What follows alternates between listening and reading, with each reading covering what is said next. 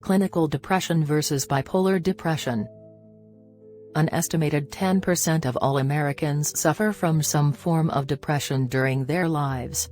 This figure varies but is pretty much the same worldwide. There are a few areas of the world that depression seems to have missed, but not many.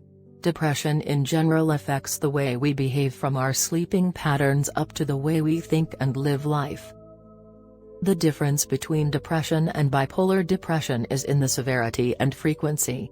Depression alone is often brought about by life circumstances, while bipolar depression is chemically induced and the flip side of mania. The depression and mania come in cycles, regardless of the circumstances in a person's life. While those suffering clinical depression are at risk of using drugs or alcohol to alleviate their symptoms, the risk is greater in those with bipolar depression.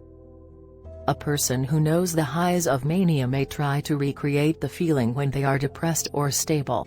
Drugs often help create that high for a short time. This puts the person at risk of adding drug addiction to the bipolar disorder. Treatment of the two types of depression also varies.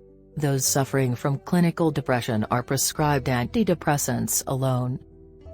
Those with bipolar depression, however, are often given a mood stabilizer first, and an antidepressant as a second choice if needed.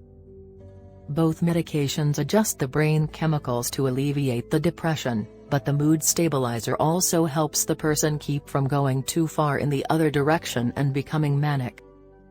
To the person suffering depression, it feels the same regardless of what causes the mood. The important part knowing the difference plays is mainly in treatment options. A person suffering bipolar depression is at risk of becoming manic if only the depression is treated. This in itself creates additional problems.